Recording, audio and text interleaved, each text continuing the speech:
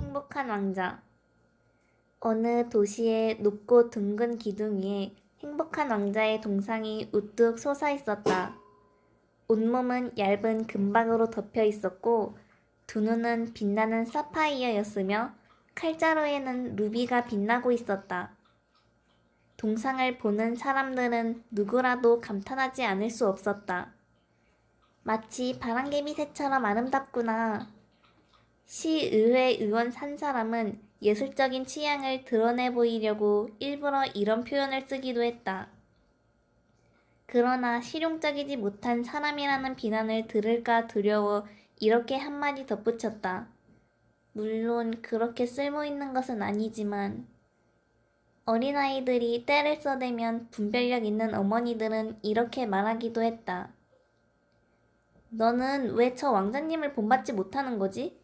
행복한 왕자는 욕심을 부리거나 우는 일 같은 건 꿈도 꾸지 않는단다.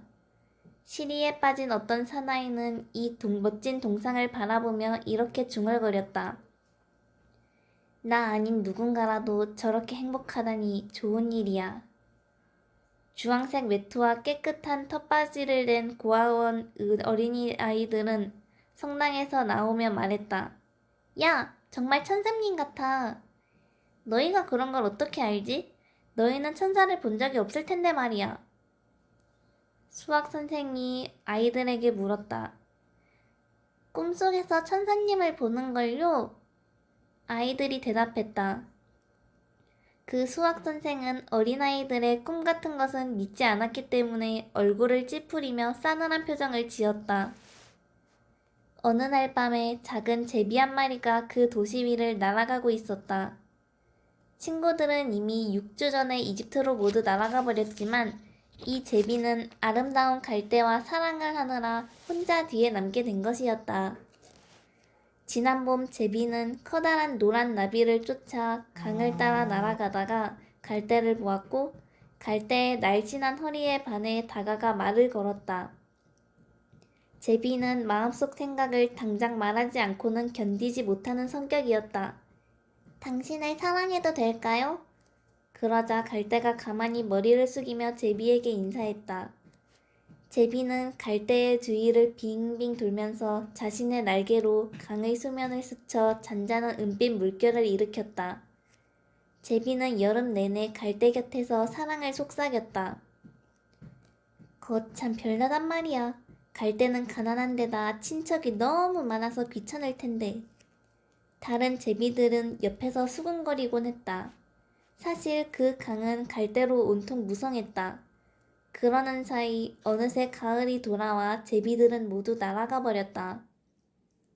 친구들이 모두 날아가고 혼자 남게 되자 제비는 어쩐지 쓸쓸해졌고 그렇게 사랑했던 갈대에게도 실증이 나기 시작했다. 그녀는 말을 전혀 하지 않아. 어쩌면 바람둥이인지도 몰라. 항상 바람이란 녀석하고만 시시덕거리고 있으니 말이야. 제비가 이렇게 생각하는 것도 무리는 아니었다. 바람이 불면 갈대는 언제나 부드럽게 무릎을 굽혀 인사했기 때문이다. 그녀가 가정적이라는 건 인정해. 하지만 나는 여행을 즐기는 사나이야. 내 아내가 될 사람이 여행을 좋아하지 않는다면 곤란하지. 나와 함께 먼 곳으로 떠나시겠어요? 제비는 마음을 먹고 갈대에게 마지막으로 물었다. 그러나 갈대는 자기 집에 강한 애착을 가지고 있었기 때문에 고개를 가로저었다. 당신은 그동안 날 희롱해왔던 거군요. 전 이제 피라미드가 있는 나라로 갈 겁니다. 잘 있어요. 제비는 이렇게 소리치고는 날아가 버렸다. 제비는 하루 종일 날아서 밤이 될 무렵 그 도시에 도착했다. 어디에서 묵으면 좋을까? 시내에서 머물 만한 곳이 있으면 좋겠는데. 그때 높은 원기둥 위에 서 있는 동상이 눈에 띄었다. 저기가 좋겠군. 제비가 소리쳤다. 공기도 좋고 아주 기이 막히게 좋은 장소로군 그래. 그렇게 해서 제비는 행복한 왕자의 두 발 사이에 내려앉았다.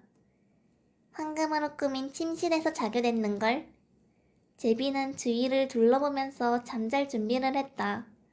그런데 목을 날개 밑으로 넣고 막 잠을 청하려는 순간 큰 물방울 하나가 툭 떨어졌다. 이상한 일도 다 있네. 하늘엔 구름 한 점 없고 별들도 저렇게 반짝거리는데 이렇게 비가 오다니. 북유럽의 날씨는 정말 지독하군. 하긴 그 갈대도 비를 무척 좋아했어. 제멋대로의 변덕이긴 했어도. 그때 또 한 방울이 떨어졌다. 이렇게 비도 피할 수 없다면 이따위 동상은 도대체 뭘 하라고 만든 거야?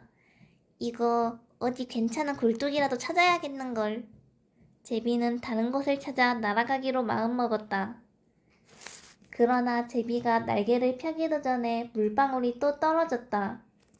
제비는 위를 쳐다보았다. 제비의 눈에 비친 것은 과연 제비는 무엇을 봤을까? 행복한 왕자의 두 눈에 눈물이 가득 고여 있었고 왕자의 황금빛 두 볼을 따라 눈물이 흘러내리고 있었다.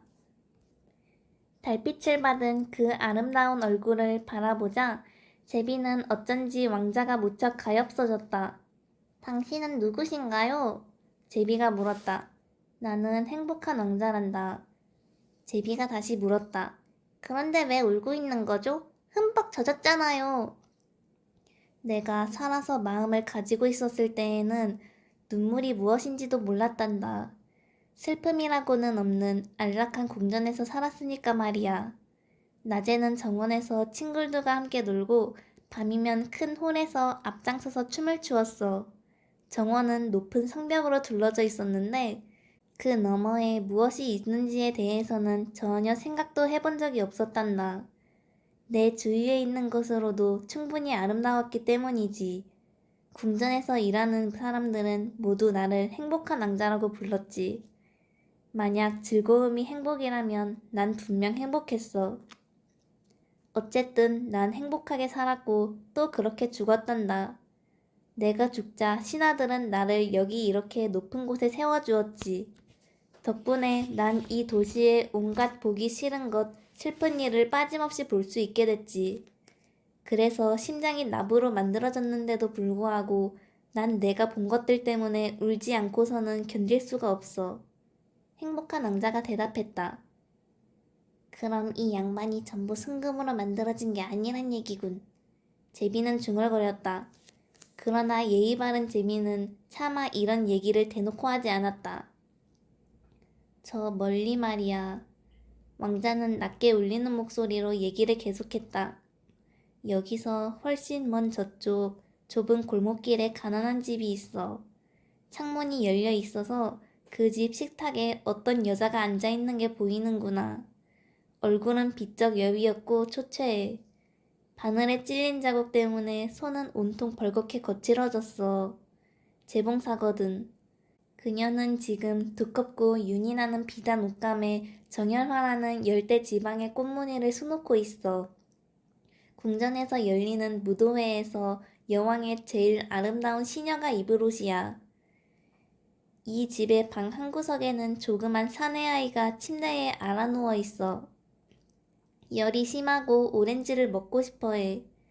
하지만 그녀는 자기 아이에게 맹물밖에 먹여줄 수가 없어. 그래서 아이는 지금 울고 있단다. 제비야, 제비야, 작은 제비야. 네가 내 칼자루에 루비를 뽑아서 저 여자에게 가져다 주지 않겠니? 나는 발이 받침대에 붙어 있어서 전혀 움직일 수가 없구나. 친구들이 이집트에서 절 기다리고 있어요. 제비가 대답했다. 지금쯤 나일강 위를 날면서 커다란 연꽃과 얘기하고 있을 거예요. 그러고 나면 위대한 왕의 무덤으로 잠을 자러 갈 테지요. 그 왕은 화려하게 색칠한 관 속에 누워 있어요. 노란 삼배를 두르고 향료를 바른 야왕의 목에는 연녹색 비치 목걸이가 둘러져 있지요. 양손은 마치 시든 나무 잎사귀 같아요. 제비야, 제비야, 작은 제비야. 왕자가 말했다. 단 하룻밤이라도 좋으니 나와 함께 있으면서 심부름해줄 수 없겠니?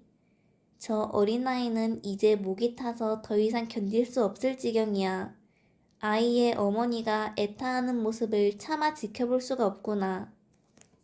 제비는 대답했다. 전 아이들을 좋아하지 않아요. 지난 여름에는 제가 강가에 앉아 있는데 버릇없는 사내아이 두 녀석이 오더군요. 물방앗간 아들들이었는데 이 녀석들은 늘 제게 돌을 던졌어요. 물론 절 맞추지는 못했지요. 우리 제비들이 그렇게 어설프지는 않아요. 게다가 우리 집안은 대대로 몸이 날쌘 것으로 유명하거든요.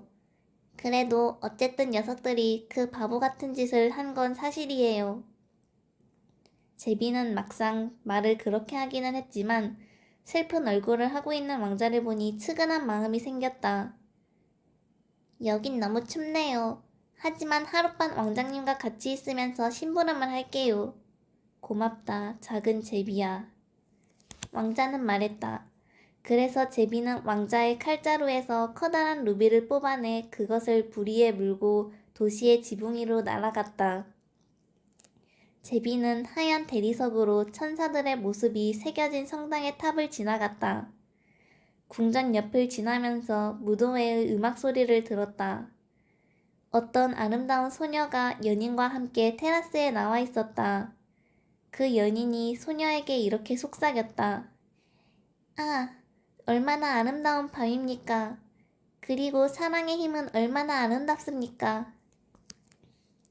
제 드레스가 궁중 무도회가 열릴 때까지 다 완성되면 좋겠는데. 소녀는 애인의 말에 이렇게 대꾸했다. 전 그 옷에다가 정열한 무늬를 수놓아달라고 얘기했답니다. 하지만 재봉사들은 어찌나 게으르든지요. 제비는 강을 건너가면서 배의 돛대에 매달아 놓은 등불을 보았다. 유태인 거리를 지날 때는 늙은 유태인들이 가격을 흥정해 물건을 거래하고 구리 저울로 달아서 돈을 나누어 갖는 것도 보았다. 드디어 제비가 그 가난한 집에 이르러 안을 들여다보았다. 아이는 열 때문에 괴로운지 침대 위에서 뒤척이고 있었고 아이의 어머니는 피곤한 탓에 잠들어 있었다. 제비는 창문을 통해 안으로 날아들어가 루비를 아이 어머니의 골무 옆에 떨어뜨렸다. 그러고 나서는 조용히 침대 주위를 날면서 아이의 이마를 날개질로 부채질해 주었다. 열이 많이 내린 것 같아. 이제 몸이 나을 거야. 그렇게 말하고 나서 아이는 단잠에 빠져들었다.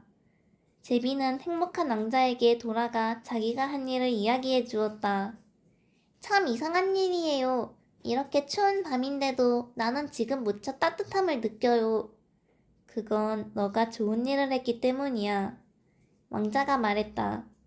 제비는 그 말에 대해 좀 더 생각해 보려고 했지만 곧 잠들어 버렸다. 생각하는 일은 언제나 제비를 졸리게 만들었다. 날이 밝자 제비는 강으로 날아가 몸을 씻었다. 그때 지나가던 한 조류학 교수가 그 모습을 봤다. 이거 정말 놀라운 일이로군. 이런 겨울에 제비라니. 교수는 그 현상에 대한 그 긴 글을 써서 지방신문에 실었다. 그 내용은 사람들 사이에서 화제가 되었지만 이해할 수 없는 수많은 용어들로 꽉 차 있었다. 오늘 밤에 나는 이집트로 갈 거야. 이렇게 말하고 나니 제비는 온몸에 기운이 솟구치는 것을 느꼈다. 제비는 도시의 기념탑 따위를 하나도 빠뜨리지 않고 모두 구경한 뒤 오랫동안 교회의 뾰족탑 꼭대기에 앉아 있었다. 어디를 가나 참새들이 제비를 보고 짹짹거리면서 정말 품위 있는 손님 아니니?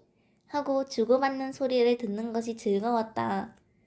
달이 떠올랐을 때 제비는 행복한 왕자에게 돌아갔다. 혹시 이집트에 부탁할 말이라도 있나요? 저는 지금 떠날 거예요. 그러자 왕자가 말했다.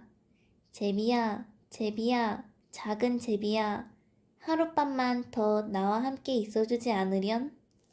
모두들 이집트에서 절 기다리고 있어요. 내일쯤에는 제 친구들이 모두 나일강 상류의 두 번째 여울까지 올라갈 거예요.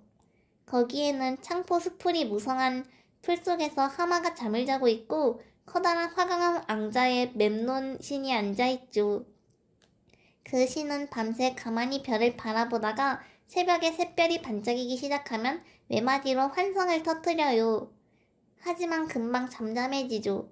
정오에는 누런 사자들이 물가로 내려와서 물을 마셔요. 사자들의 눈은 파란 에메랄드 같고 부르짖는 소리는 폭포 소리보다 더 크다고요. 왕자는 말했다. 제비야, 제비야, 작은 제비야. 이 도시에 저 멀리 젊은 청년이 지붕 밑 다락방에 있단다. 그 청년이 앉아있는 책상에는 종이가 온통 흩어져 있고 옆에 놓인 큰 컵에는 제비꽃 한 다발이 꽂혀 있어. 청년은 다갈색 곱슬머리를 하고 있고 입술은 석류처럼 붉고 그 눈은 마치 꿈을 꾸는 것 같단다. 그는 지금 극장 감독에게 주문받은 대본을 끝마치려고 하는데 너무 추워서 더 이상 글을 쓰지 못하고 있어. 불은 꺼지고 배가 고파서 정신을 잃을 지경이거든. 그렇다면 제가 하룻밤만 더 여기에 있을게요.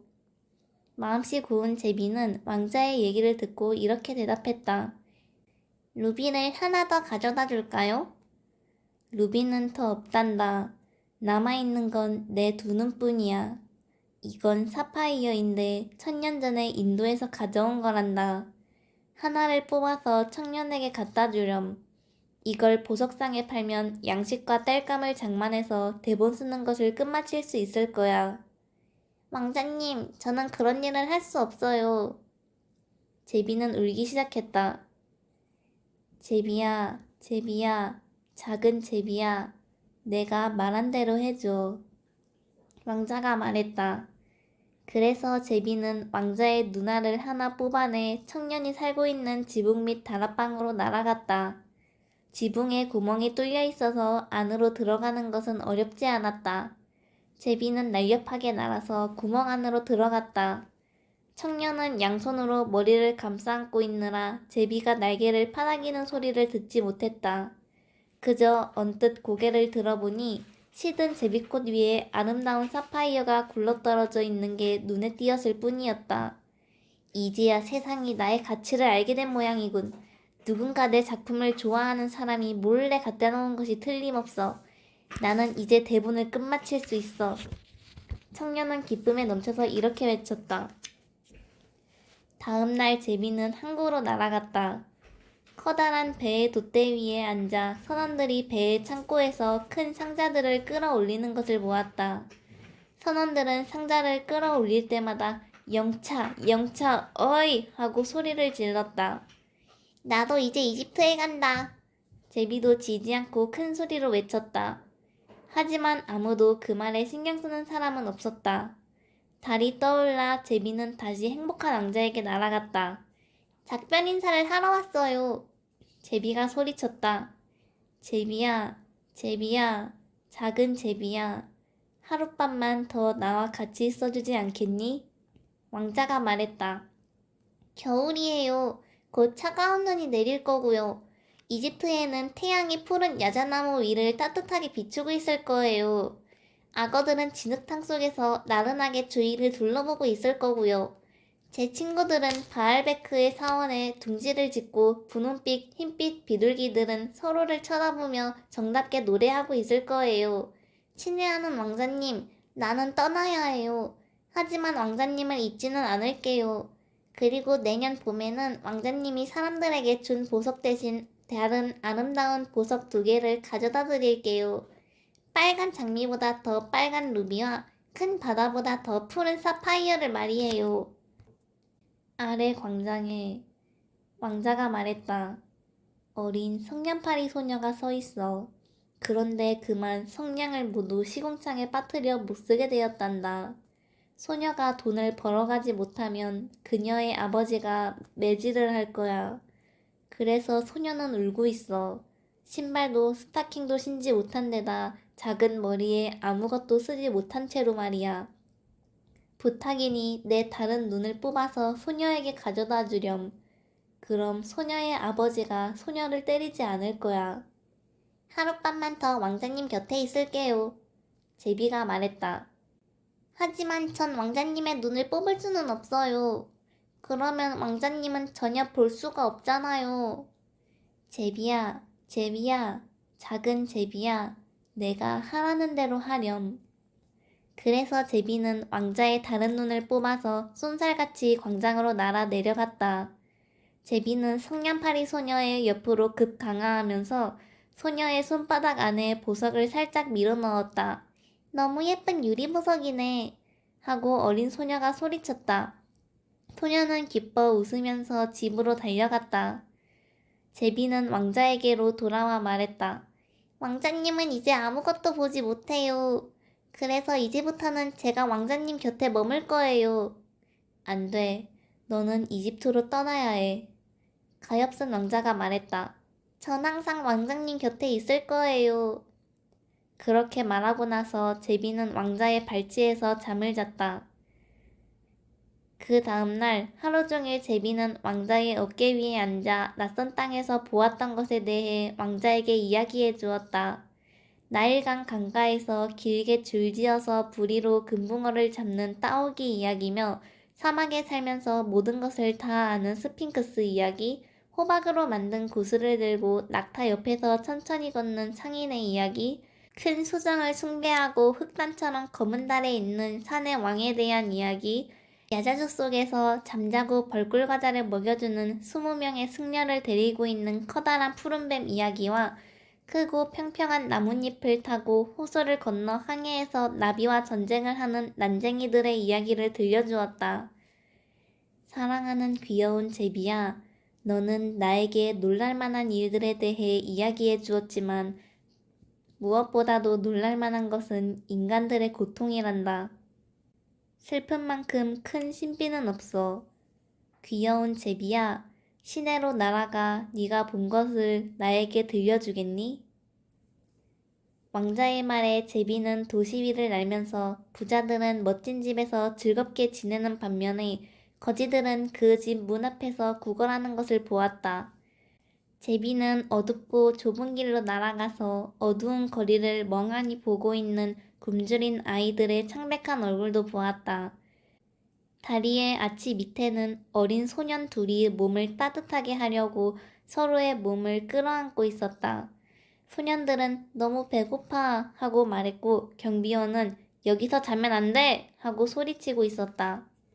제비는 돌아와서 왕자에게 자신이 본 것을 이야기했다.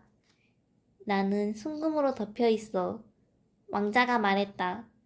너는 그걸 한 장 한 장 떼어내서 가난한 사람들에게 가져다 주어야 해. 사람들은 금이 있으면 행복해질 수 있다고 생각하거든. 제비가 순금을 한 장 한 장 떼어내는 만큼 행복한 왕자는 흐릿한 회색으로 변해갔다. 제비는 떼어낸 순금을 가난한 사람들에게 날라다 주었다. 어린아이들은 장밋빛으로 얼굴이 밝아졌고 활짝 웃으며 거리로 나가 놀았다. 우리에게 빵이 생겼어! 하고 아이들은 소리쳤다. 눈이 내렸고 모든 것이 얼어붙었다. 거리는 은으로 만들어진 것처럼 밝게 빛났다. 수정으로 된 단검 같은 고드름이 집집의 처마마다 달려 있었다. 모든 사람이 털옷을 입었고 어린 소년들은 주황색 모자를 쓰고 얼음 위에서 스케이트를 탔다. 점점 더 날이 추워졌지만 불쌍한 작은 제비는 왕자를 사랑했기 때문에 떠날 수가 없었다.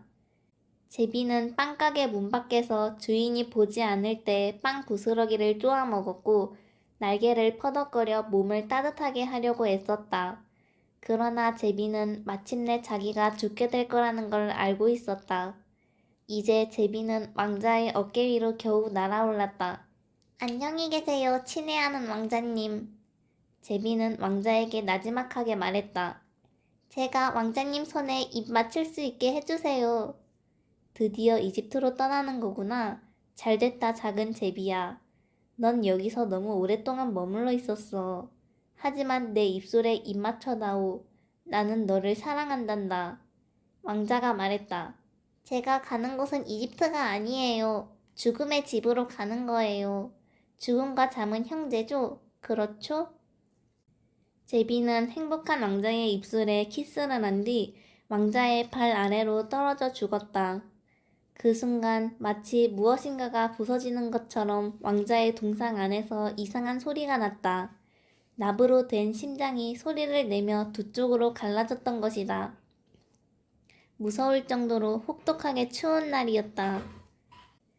다음 날 아침 일찍 그 도시의 시장은 시의원들과 함께 광장을 걷고 있었다. 그들이 동상의 원기둥을 지날 무렵 시장이 동상을 올려다보고 외쳤다. 아니 이런 행복한 왕자의 동상이 어쩌다 저렇게 흉물스러운 꼴이 되었담. 정말 보기 흉한 모습이군요. 언제나 시장의 말에 찬성만 하는 시의원들도 이렇게 소리쳤다. 그들은 왕자의 동상을 살펴보려고 위로 올라갔다. 칼자루에 박혀있던 루비가 떨어져 없어졌고 누군가 눈도 파내갔어. 몸을 감싸고 있던 순금도 모조리 사라졌고 이제 왕자는 거지나 마찬가지잖아. 시장이 말했다. 거지나 마찬가지죠. 시의원들도 그렇게 말했다. 동상 발밑에 있는 이 죽은 새는 또 뭐지? 포고령을 만들어서 앞으로는 새가 이런 데서 죽으면 안 된다고 발표해야겠어. 시장은 말했다. 그러자 시청의 서기가 그 말을 받아서 종이에 적었다. 그래서 사람들은 행복한 왕자의 동상을 끌어내렸다. 행복한 왕자의 동상은 더 이상 아름답지 않으므로 이제 아무짝에도 쓸모가 없습니다. 대학의 미술 교수는 이렇게 말했다. 사람들은 왕자의 동상을 용광로에 집어넣어 녹였고 시장은 녹인 쇳덩이를 어디에 쓸 것인지 의회를 소집해 의논했다.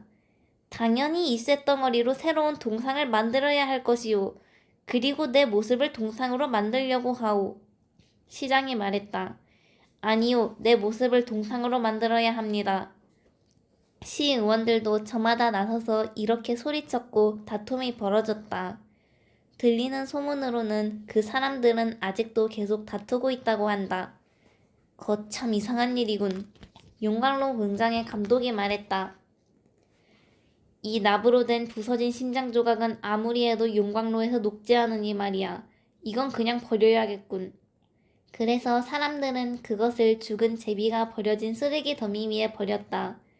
하느님이 한 천사에게 이렇게 명령했다. 그 도시에서 가장 소중한 것 2가지를 이곳으로 가져오너라. 천사는 납으로 만들어진 심장과 죽은 제비를 하느님께 가져갔다. 그러자 하느님이 말했다. 아주 잘 골랐구나. 이 작은 새는 천국의 정원에서 노래하도록 하자. 그리고 행복한 왕자는 내 황금의 도시에서 영원히 내 이름을 찬양하도록 할지어다.